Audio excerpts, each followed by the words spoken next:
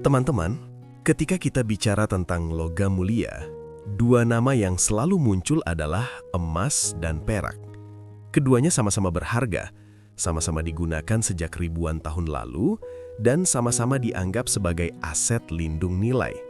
Tapi pertanyaannya, sebenarnya apa saja perbedaan emas dan silver? Mana yang lebih cocok untuk investasi? Mana yang lebih stabil? Dan mana yang lebih menguntungkan dalam jangka panjang? Kalau kita melihat sejarah, emas sudah digunakan sebagai simbol kekayaan sejak zaman kuno. Dari peradaban Mesir, Romawi, sampai kerajaan-kerajaan di Asia, emas selalu menjadi lambang kekuasaan dan kemakmuran. Bahkan sampai hari ini, Bank Sentral Dunia masih menyimpan cadangan emas sebagai aset negara.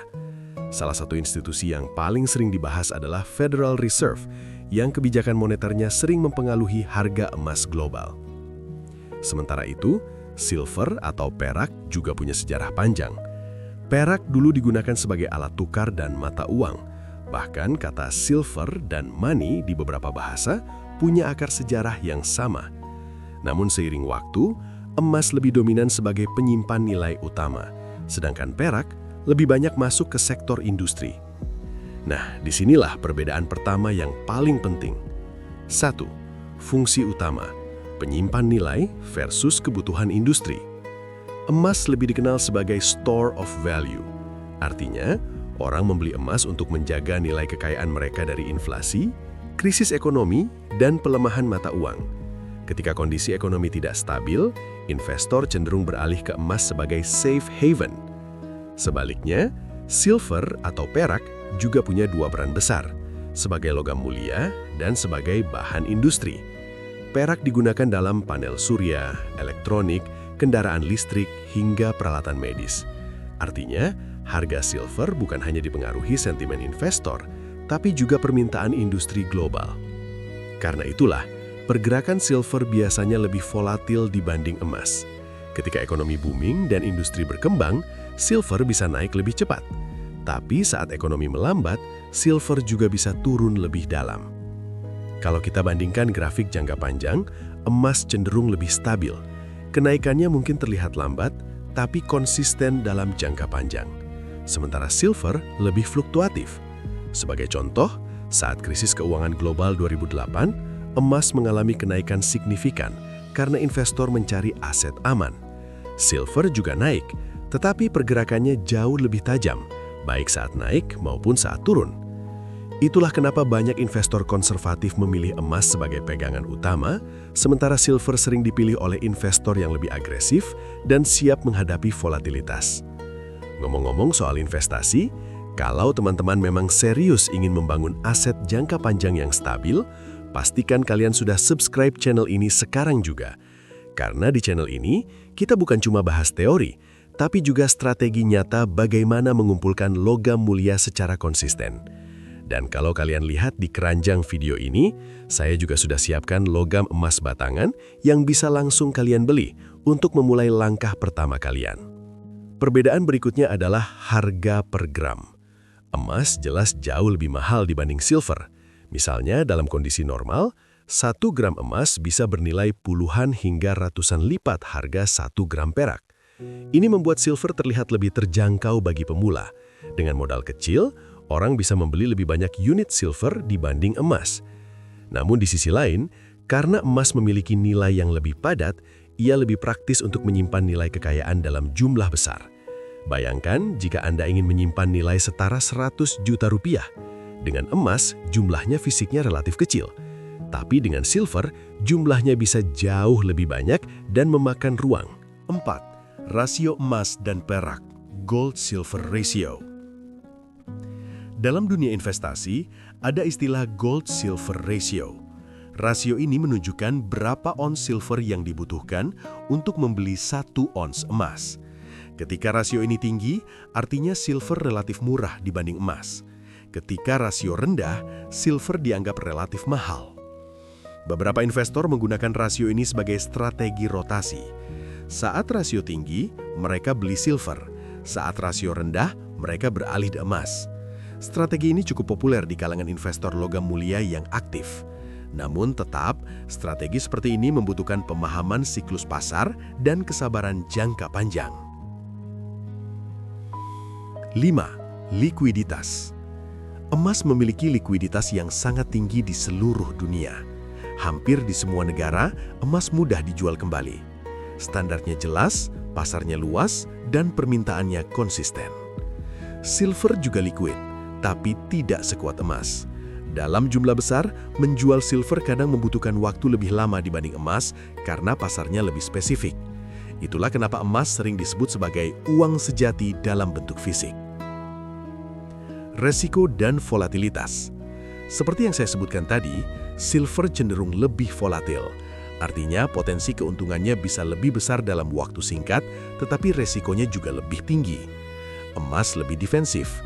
Ia jarang memberikan lonjakan ekstrem dalam waktu singkat, tapi juga jarang mengalami kejatuhan drastis seperti aset spekulatif lainnya. Bagi kalian yang fokus membangun kekayaan secara perlahan dan konsisten, emas sering menjadi pilihan utama. Apalagi di tengah ketidakpastian global, inflasi, dan fluktuasi mata uang.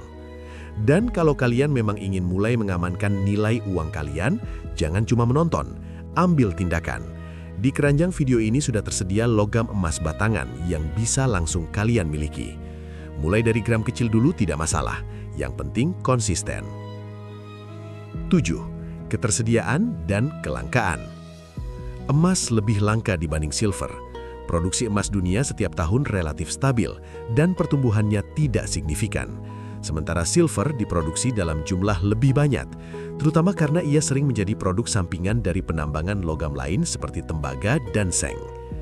Kelangkaan ini juga menjadi salah satu faktor kenapa emas memiliki nilai lebih tinggi dan lebih dihargai sebagai aset cadangan. 8. Pengaruh inflasi dan krisis.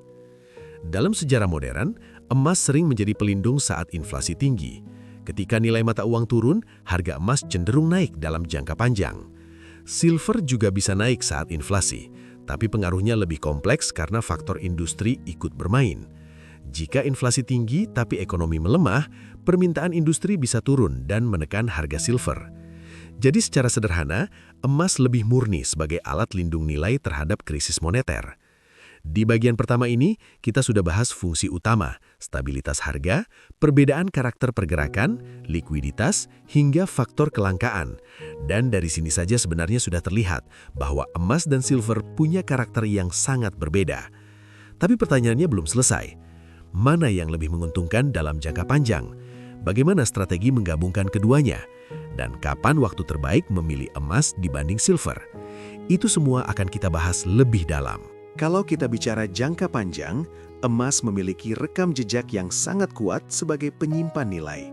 Selama ratusan bahkan ribuan tahun, emas tetap memiliki daya beli. 1 ons emas di masa Romawi bisa membeli pakaian berkualitas tinggi, dan hari ini pun 1 ons emas masih bisa membeli setelan jas berkualitas. Nilainya relatif terjaga terhadap waktu. Silver juga mengalami kenaikan dalam jangka panjang, tetapi pergerakannya lebih liar. Dalam siklus tertentu, silver bisa naik jauh lebih cepat daripada emas. Namun setelah lonjakan tersebut, biasanya juga terjadi koreksi yang dalam. Artinya, dalam fase bullish komoditas, silver bisa memberikan presentase kenaikan lebih besar. Tapi dalam fase krisis atau ketidakpastian global, emas biasanya lebih stabil dan lebih dipercaya. Banyak investor berpengalaman bahkan menjadikan emas sebagai fondasi utama portofolio logam mulia, lalu menambahkan silver sebagai pelengkap untuk potensi pertumbuhan lebih agresif. Strategi menggabungkan emas dan silver. Daripada memilih salah satu secara mutlak, sebagian investor menggunakan strategi kombinasi. Misalnya, 70% emas untuk stabilitas, 30% silver untuk potensi pertumbuhan. Atau bagi yang lebih agresif, 50% emas, 50% silver. Strategi ini sangat bergantung pada profil resiko masing-masing orang. Jika tujuan utama adalah menjaga nilai kekayaan dan melawan inflasi, emas lebih dominan. Jika ingin memanfaatkan siklus industri dan potensi kenaikan tajam, silver bisa diperbesar porsinya. Selain itu, sebagian investor juga memperhatikan momentum global seperti kebijakan suku bunga dari Federal Reserve atau pergerakan indeks dolar AS. Ketika suku bunga turun atau dolar melemah, emas sering mendapatkan dorongan kenaikan. Namun tetap ingat, strategi terbaik adalah yang konsisten dan sesuai dengan kemampuan finansial Anda. Kapan lebih baik memilih emas? Ada beberapa kondisi di mana emas lebih unggul. Saat ketidakpastian ekonomi meningkat, saat inflasi tinggi dan nilai mata uang melemah, saat pasar saham mengalami tekanan besar, saat tujuan utama adalah menjaga daya beli jangka panjang. Emas sering disebut sebagai safe haven karena sifat defensifnya. Ketika investor panik, emas cenderung diburu. Selain itu, emas lebih praktis untuk penyimpanan nilai besar. Dengan jumlah fisik yang lebih kecil, Anda bisa menyimpan nilai yang besar tanpa membutuhkan ruang yang luas. Jika Anda ingin mulai membangun fondasi keuangan yang lebih kuat, inilah alasan kenapa banyak orang memilih emas batangan fisik sebagai pegangan jangka panjang. Dan kalau Anda ingin langsung mulai, di keranjang video ini sudah tersedia logam emas batangan yang bisa langsung Anda miliki. Jangan hanya menunda, mulai dari nominal kecil pun tidak masalah. Yang penting adalah konsistensi. Kapan silver bisa lebih menarik? Silver biasanya menarik ketika ekonomi global sedang ekspansi, permintaan industri meningkat, terutama sektor teknologi dan energi terbarukan, gold-silver ratio berada di level tinggi. Karena silver digunakan dalam panel surya dan perangkat elektronik, tren energi hijau bisa menjadi katalis besar untuk kenaikan harga silver. Namun, karena faktor industri ini, silver lebih sensitif terhadap perlambatan ekonomi. Jika terjadi resesi global, permintaan industri bisa menurun dan harga silver ikut tertekan. Itulah sebabnya, silver lebih cocok bagi investor yang siap menghadapi fluktuasi harga yang lebih tajam. Perbedaan psikologis dalam investasi. Ada juga faktor psikologis. Banyak orang merasa lebih percaya diri memegang emas dibanding silver karena reputasinya sebagai simbol kekayaan sejak dulu. Emas sering dianggap sebagai uang sejati yang tidak bisa dicetak sembarangan seperti mata uang kertas. Ketika kita memegang emas fisik, ada rasa kepastian yang berbeda dibanding aset digital atau instrumen spekulatif. Silver memang tetap logam mulia, tapi persepsi masyarakat global terhadap emas jauh lebih kuat. Biaya penyimpanan dan spread. Hal lain yang perlu diperhatikan adalah spread atau selisih harga beli dan jual.